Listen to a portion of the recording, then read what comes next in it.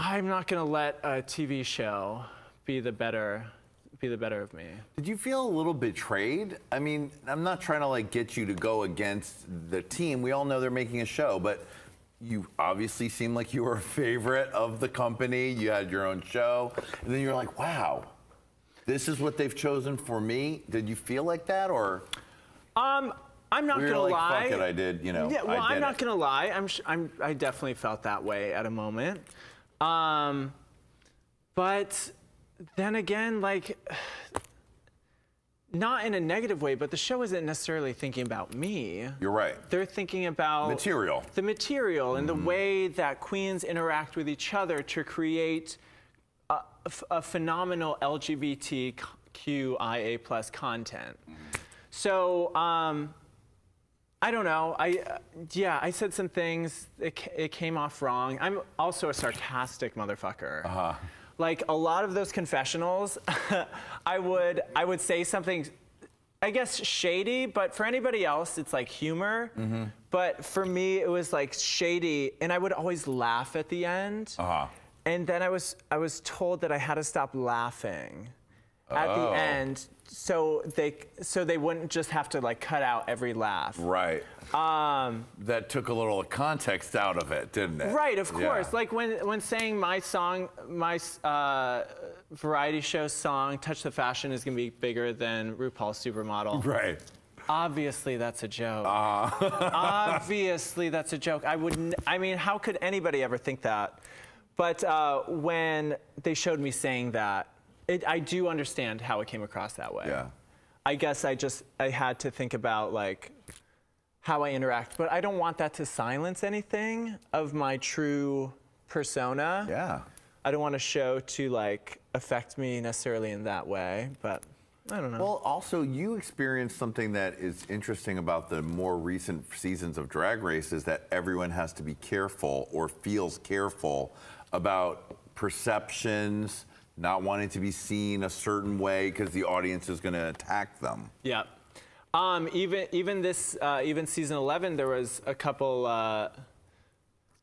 quote unquote delusional moments from queens, and then it was just so funny seeing my like Twitter explode for like a hot second, like relating me to the queen or that queen to me that was on in a delusional moment. But it's fascinating. I'm fascinated by this this new Gen Z. I think Gen Z, is that what they're called? Yeah, I think so. The new, not millennials, but Gen Z, who's like the meme culture. Yeah.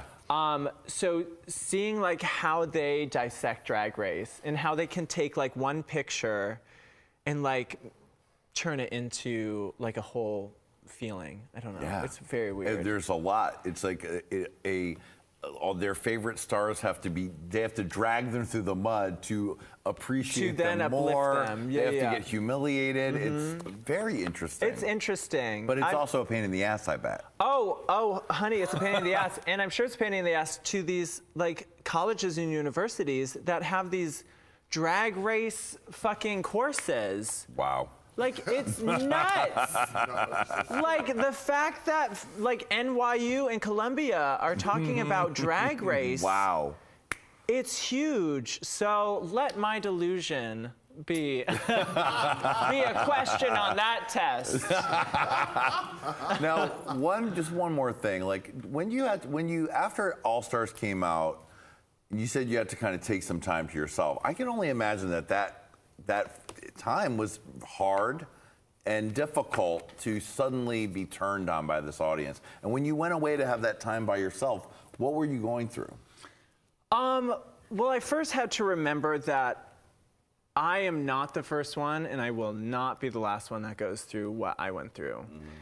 And that I have the privilege of being a cis gay male, white gay male, who is dealing with this pressure, as opposed to Kennedy Davenport, who dealt with a lot of hate in her season. Oh, yeah. Jasmine Masters, who dealt with so much hate.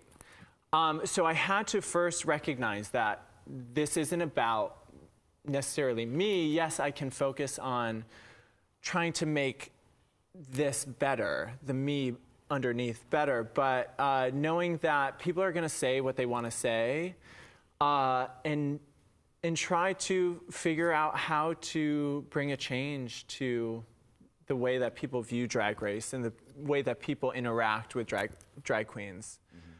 Because it's scary. The things that people say these days, it's wild. It's wild. And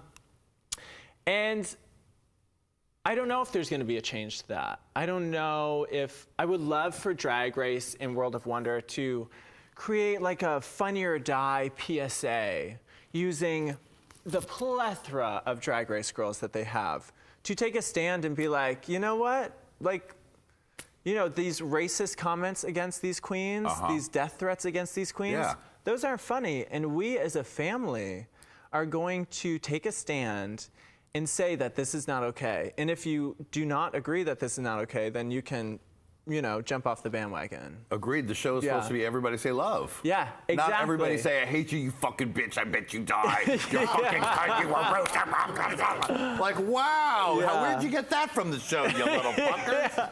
I never heard those words come out of Guru RuPaul's mouth. Exactly. Yeah,